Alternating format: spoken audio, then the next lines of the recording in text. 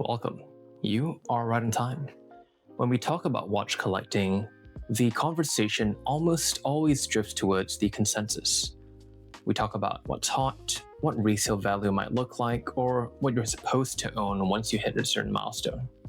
That approach, however, has never really worked for me, and I hope it doesn't work for you either, because over time, I've realized it leads to collections that look impressive on a spreadsheet but feel totally disconnected from real life. You end up with a box full of so-called correct choices that you don't actually want to weigh, or you've only spent a short time with. So for this state of the collection, I want to be transparent about my philosophy that underpins every watch you're about to see. None of these pieces are here by accident. My collecting today is guided by three specific filters: lifestyle fit, personal aesthetic, and what I call brand truth. The reference that I believe best represents a brand's soul, if you will, regardless of whether it's the loudest or the most current release. These are the versions that feel the most coherent, wearable, and from my perspective at least, honest. Let's start with a bit of an icon, the Speedmaster Professional. For years, I felt like I should own a Speedmaster. I knew the history, the moon landing, the NASA testing. The lore has been drilled into my head harder than basic mathematics. But the standard black dial moon watch never quite clicked for me. I respected it, but I never felt pulled to actually put it on my wrist, even while seeing them on the wrist of pretty much everyone else in my circle. The white dial Speedy, however, changed that instantly. From a functional perspective, you're still getting that pure tactile chronograph experience. The beautiful white lacquered dial, however, does a lot of the heavy lifting to create a distinct aesthetic contrast between each dial element, and because it doesn't blend in with the black aluminum bezel, it visually shrinks the watch face and helps it to wear better on my pencil-thin wrist, despite having almost exactly the same portions, if not exactly the same portions as the Moonwatch. As a consequence, it feels more contemporary and balanced. The subtle red accents give it a sporty energy that, to my eye at least, actively looks more like the instrumentation of a modern spacecraft than the all-black version ever did. From a brand truth perspective, this, to me, is Omega at its best. It's historically grounded, but it isn't a prisoner of the 1960s. It uses modern manufacturing and finishing to bring a legend into the 21st century. And it's all occasion, whether it's desk diving, formal dinners, or even weekend grocery runs. And it always puts a smile on my face every time I gaze at it. That said, this may not last much longer in my collection, but that's a story for another time. That old nut, Rolex. It is a difficult brand to navigate right now because the market has such aggressive opinions on what the correct Rolex experience looks like. The Turn-O-Graph sits well outside that consensus, and that's exactly why it's here. Functionally, it is a bit of a cheat code. You get the rotating timing bezel of a tool watch, but in a case that wears with the comfort and elegance of a Datejust. It's, at least from my perspective, the ultimate everything watch. I can wear it to a formal meeting or a casual weekend lunch, and it never quite feels out of place. Aesthetically, it represents a brand of quiet Rolex that feels increasingly rare. It's free from the bulk and visual aggression of the modern Submariners or GMTs. From a brand standpoint, this watch represents a side of Rolex I find genuinely compelling. It reflects a period when they were still experimenting and iterating quietly, rather than just refining a handful of blockbuster designs. It feels closer to the original tool watch ethos of the 1950s. I don't wear this for what it signals to other people. I wear it because I find it pretty fascinating and an overlooked piece of horological history, and it's got the 36mm proportions of the golden age of the 70s. In fact, because its dial composition and bezel is just so unusual, people have actually asked if this was a fake Datejust, which I get a great laugh out of. That said, I might move this Thunderbird along. I'm looking to get into the blued out version with the Super Jubilee bracelet instead, so very much staying within this model family. Next up, the Grand Seiko SBGY035, or as I like to call it, Aki, or Autumn in Japanese. A sentimental piece as I purchased it to mark a very special career milestone, this model really exemplifies everything that Grand Seiko is known for: exceptional finishing, entrancing dial work, and remarkable movement innovation. I've covered the Aki in a fair amount of detail, which you can view at your own leisure by following the link above.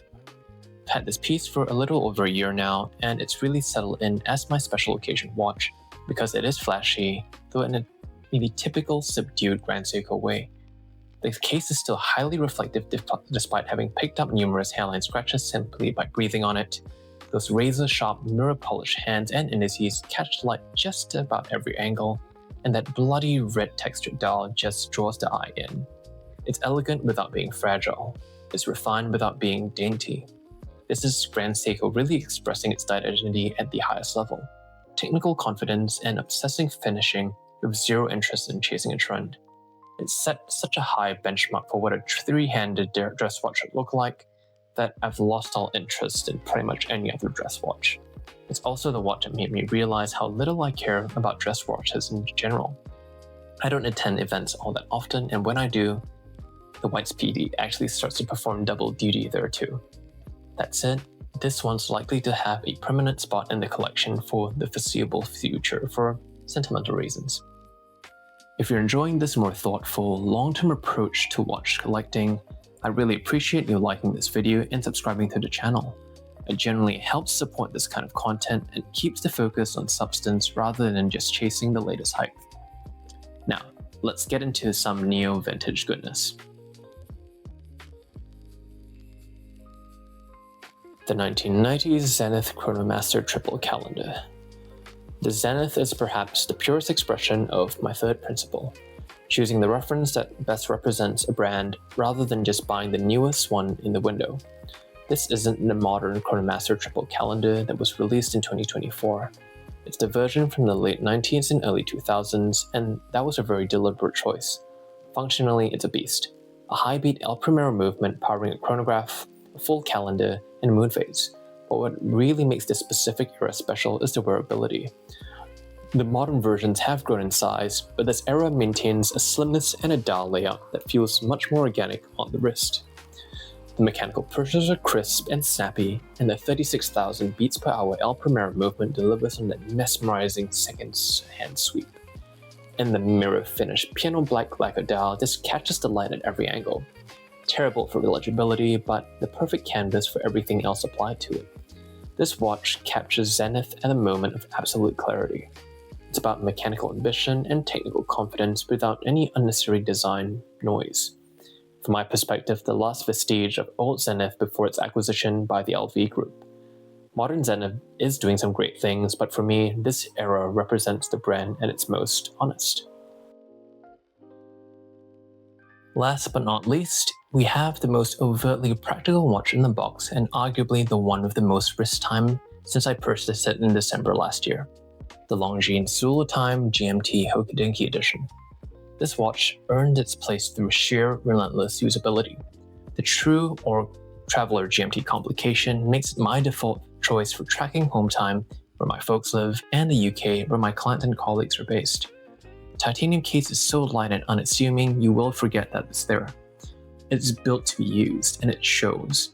The long power reserve and chronometric timekeeping ensures I don't have to worry about setting it or losing time after a weekend of frolicking with my other play watches. Aesthetically, it hits a difficult sweet spot. It's both utilitarian with its primarily brushed surfaces and almost gunmetal-esque bezel and case, with just a cheeky hint of sportiness and flash thanks to that orange-tipped GMT hand and glit indices. The lume is also hughes bright and resilient for nighttime reading, and its fairly unassuming looks also lend itself well to strap changes, barring the rather awkward 21mm lug whips. From a brand perspective, this is Longines at its best. They aren't trying to out-prestige the wholly trendy or out-hyped crown. They're making a lot of serious, high-quality tool watches that are heritage-inspired for people who actually intend to use them. It's eliminated any desire I had to chase 5-figure GMTs that wouldn't actually improve my life or experience of the complication, and as a testament to this is the second Spirit Zulu Time I've owned, and the second time I'm choosing this model line over the Explorer 2 GMT and the 2024 Tudor Black Bay GMT. So this is where my collection stands. Every watch here is a survivor. They remain because they satisfy those 3 filters, serving real function in my life, I love the aesthetic, and I believe they represent the best of the respective brands at this point in time. And at this stage in my journey, that matters infinitely more than completing a checklist or owning the trending references. The strongest collections aren't built by consensus or by some kind of committee, or even YouTubers. They're built by understanding your own filters and preferences and having the discipline to stick to them. But I'd love to hear from you. What does your own collecting philosophy look like? Do you have a brand truth of a watch, a piece that you think represents a brand better than their modern catalog? Let's talk about it in the comments. And as usual, if you've enjoyed this, please consider sharing it with a fellow enthusiast. Thanks for watching, and I'll see you in the next one.